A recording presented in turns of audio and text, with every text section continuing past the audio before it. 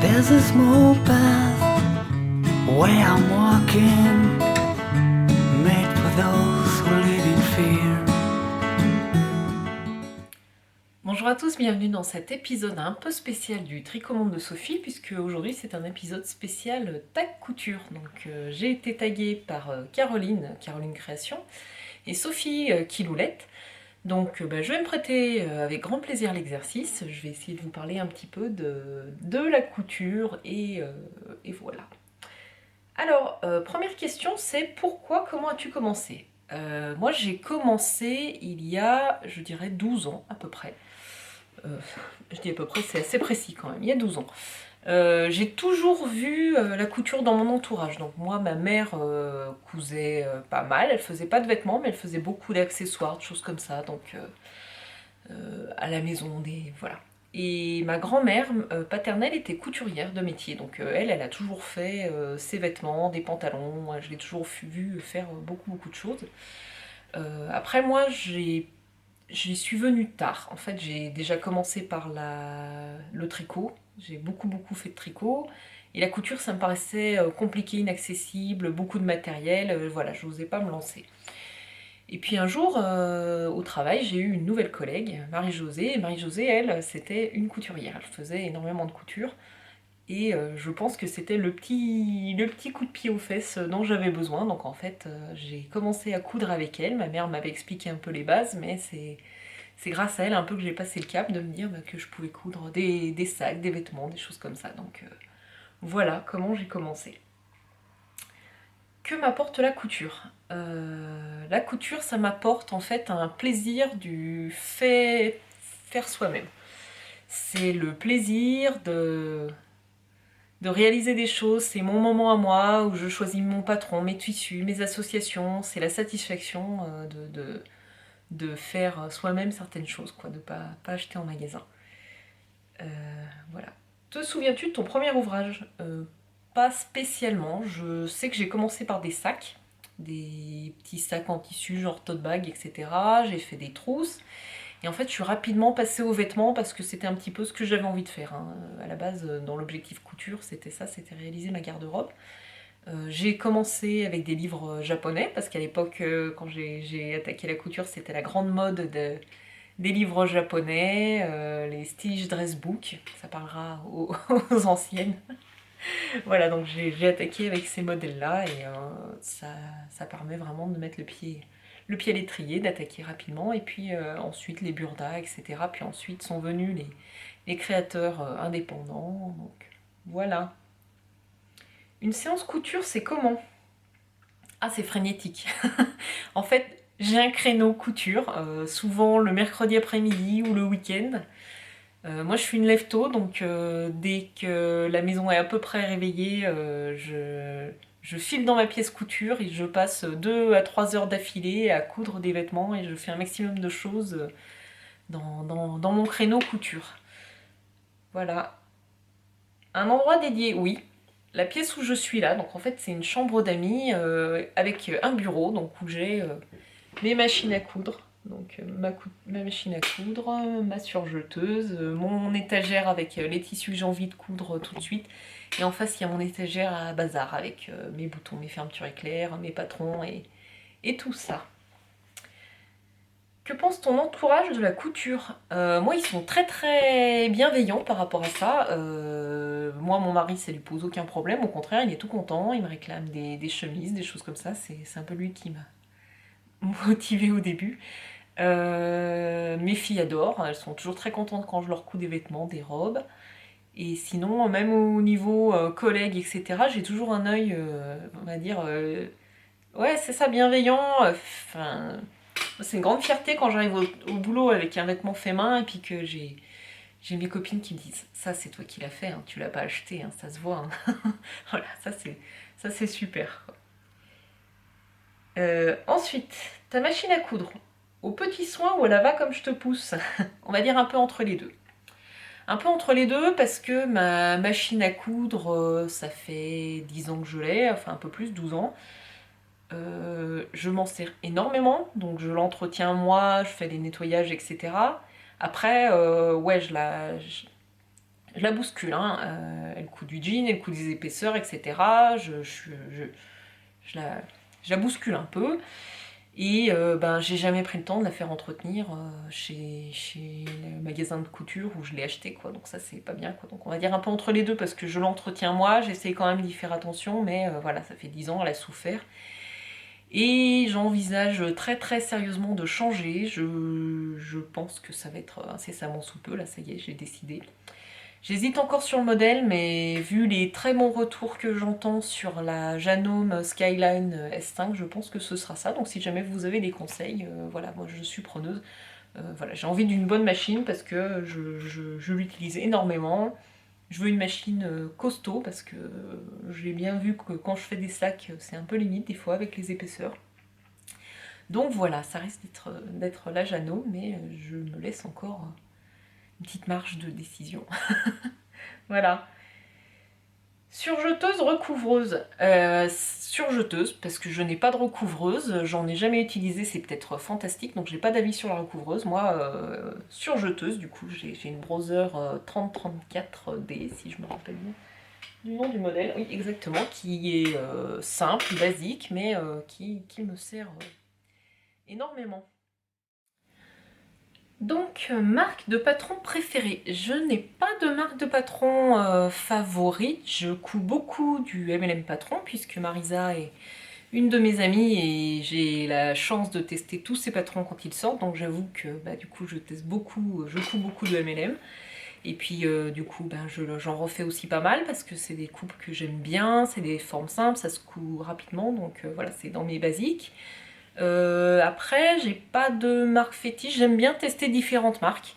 J'ai cousu pas mal de... je sais pas, mais en ce moment là je couds du Slow Sunday Paris, je vais recoudre du Louis-Antoinette, je vais coudre... j'aime bien la marque Atelier Scamit, je trouve que les patrons sont très très jolis, j'en ai pas cousu beaucoup, j'ai fait Eugénie et puis bah forcément l'habit Pretty, que j'ai cousu plusieurs fois. J'aime bien Anne Cardiles, j'ai fait la Césambre. Dirando, j'en ai pas fait beaucoup. C'est surtout au début, c'était des coupes très particulières, très ajustées qui me correspondaient pas forcément. J'ai quand même fait la brume, la jupe, j'ai quand même fait quelques patrons, et là il y a la Mélilo que j'ai depuis un moment en pochette et qu'il faut que je fasse. Voilà. J'aime bien la Maison Victor en magazine aussi, et puis j'ai cousu pas mal de Burda à mes débuts. Voilà, donc j'ai pas de marque fétiche, mais j'aime bien aussi changer un peu, tester différents patrons. Voilà. Où te fournis-tu? Boutique physique ou internet? Les deux. Beaucoup Mondial Tissu parce que bah, c'est pas très très loin de là où je travaille, donc c'est pratique. J'ai quand même une préférence pour les boutiques physiques parce que de plus en plus j'ai besoin de voir la qualité du tissu, le tombé, la façon dont il est lourd ou pas, enfin voilà, c'est... Même si, bon, de temps en temps, il y a certains tissus, certains imprimés que j'aime bien trouver sur internet. Donc sur internet, j'achète beaucoup chez ma petite mercerie. J'achète aussi chez Cousette. Récemment, j'ai acheté chez Rascol. J'ai trouvé que c'était plutôt pas mal. Et voilà, il y a encore 2-3 boutiques que j'aimerais bien tester. Mais sinon c'est plutôt essentiellement, on va dire, Mondial Tissu. Indigotex, qui est un revendeur sur la région grenobloise, qui a énormément de tissus pas chers. Et puis ma petite mercerie. Livres et les livres et patrons. Livres, j'en ai pas beaucoup, enfin sauf si on considère les magazines type La Maison Victor, etc. comme des livres. À ce moment-là, je les achète effectivement chaque fois qu'ils sortent, donc oui.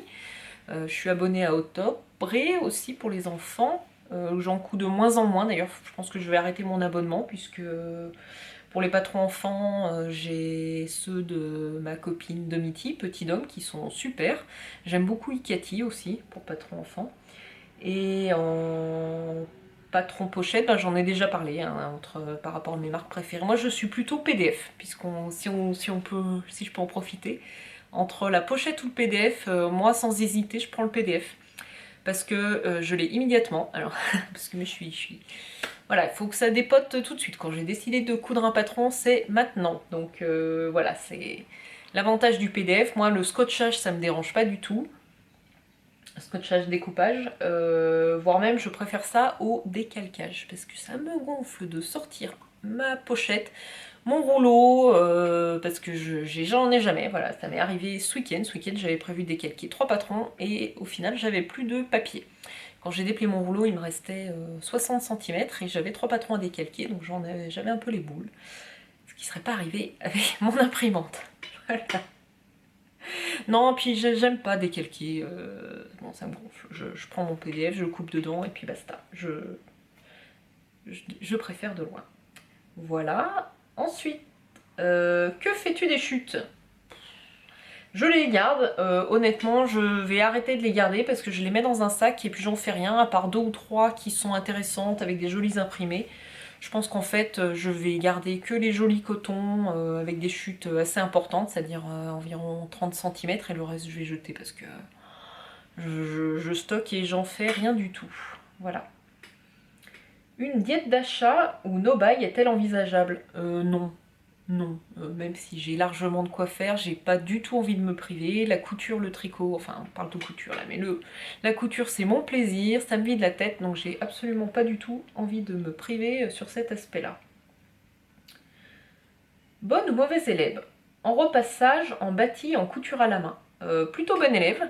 Je fais bien mon repassage, j'écarte les coutures, je fais mes ourlets au fer à repasser, ça m'aide beaucoup beaucoup. En bâti, alors si on dit bâtir à l'épingle, oui, je fais. Par contre, bâtir à l'aiguille, non, pas du tout, hein, ça je fais pas. Et couture à la main, je fais si nécessaire. Je suis pas une grande fan de la couture à la main. S'il y a besoin de faire des petites finitions, oui, je le fais, mais s'il y a besoin, si je vois que vraiment ça sera plus joli de faire un ourlet à la main ou une couture invisible, oui, je le fais, mais sinon, c'est pas, ça m'éclate pas, hein. As-tu un Graal, une pièce que tu n'as pas encore osé coudre? Pas spécialement, j'ai pas encore fait de lingerie. Ça me tente pour essayer, quoi, pour voir un peu l'exercice de faire de la lingerie. Après, le besoin, j'en ai pas spécialement besoin, mais voilà, bon, c'est une pièce que j'ai pas encore faite. Il y a le maillot de bain aussi, j'aimerais bien essayer. Sinon, bah, j'ai déjà fait pas mal de pièces, des pantalons, des sacs, des choses comme ça, donc j'ai encore rien... Mais il n'y a rien qui me fait particulièrement peur en fait en couture. Enfin, je pense qu'en couture il faut prendre son temps, il faut s'appliquer, mais il n'y a rien d'insurmontable. As-tu déjà patronné? Alors, j'ai pas vraiment patronné, ça m'arrive de modifier des patrons pour rajouter un volant, modifier une découpe, etc. Ça me fait pas peur. J'ai déjà recopié une robe que j'avais pour la reproduire. J'avais une robe Sessoun que j'aimais énormément et que j'ai copiée, hein. Voilà. Après, patronner, c'est-à-dire partir de zéro et puis créer mon patron, non, jamais. Ça, je l'ai jamais fait. Ça m'intéresse pas plus que ça. Il y a tellement de patrons que j'ai envie de coudre que faire moi-même mon patron, pour l'instant, pas spécialement. Quel est l'ouvrage dont tu es la plus fière? J'ai pas un ouvrage précis en tête. Moi, je suis hyper fière quand je vois mes proches porter des choses que j'ai cousues. Quand je vois que naturellement mes filles dans leur penderie le matin elles sortent une robe que j'ai cousue ou une jupe que j'ai cousue, bah, ça me fait plaisir parce que je me dis que ça leur plaît, quoi. Il y a le choix, elles ont des vêtements mais elles vont choisir ce que j'ai cousu moi, donc ça c'est une très grande fierté. Et pareil quand mon mari le matin je vois qu'il prend une chemise que je lui ai cousue, ça c'est pareil, c'est une très grosse fierté parce que c'est pas juste pour me faire plaisir, c'est que vraiment le vêtement fini lui plaît et que voilà, donc ça c'est chouette.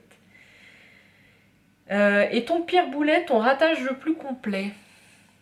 J'ai des échecs, hein, on en a tous. Un ratage, je pense sur une robe Burda que j'ai cousue 2 fois. Une fois en 38. Elle était trop grande. Et pourtant, c'était une robe avec des découpes et tout, donc je me suis appliquée, hein. C'est jusqu'à la fin, après, il restait quasiment plus que les ourlets.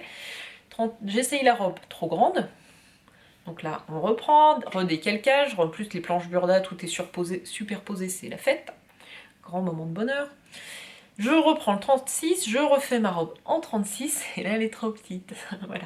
Donc ça c'est vraiment les boules. La robe elle a fini. Les 2 robes du coup ont fini à la poubelle, parce que vraiment là ça m'a gonflé complet. Donc oui, c'est Je pense que c'est la pièce qui m'est restée le plus en travers des dents, puisque je l'ai fait 2 fois et que j'ai réussi à me planter 2 fois. Ensuite, coutu pour toi ou pour les autres? Ah non, pardon. Quelle est la pièce que tu couds le plus? Je pense des blouses ou des tuniques. Ça, j'en ai cousu énormément. C'est ce que je porte le plus au quotidien, sur un jean, etc. Hiver, été, je mets un petit truc dessous pour avoir chaud ou pas. C'est vraiment ce que je couds le plus souvent. Pour moi. Après, pour les filles, ça va être des robes ou des jupes. Voilà. Donc, coutu pour toi ou pour les autres? Les deux. Je couds beaucoup de vêtements pour moi. Je couds des accessoires, des choses comme ça. Après, je couds aussi beaucoup pour mes filles. Je leur ai fait énormément de sweats cet hiver. Là, j'ai cousu beaucoup de jupes, de robes. Voilà, je couds beaucoup pour les filles. J'ai cousu aussi pour mon mari des chemises. Il faudrait d'ailleurs que je lui en refasse. Là, il m'a demandé. Voilà. Fais-tu encore les magasins pour acheter ou juste pour attraper les idées? J'achète quasiment plus de vêtements. 1 ou 2 pièces de temps en temps parce que j'ai pas le temps ou pas la foi. Là, j'ai acheté 2 jeans.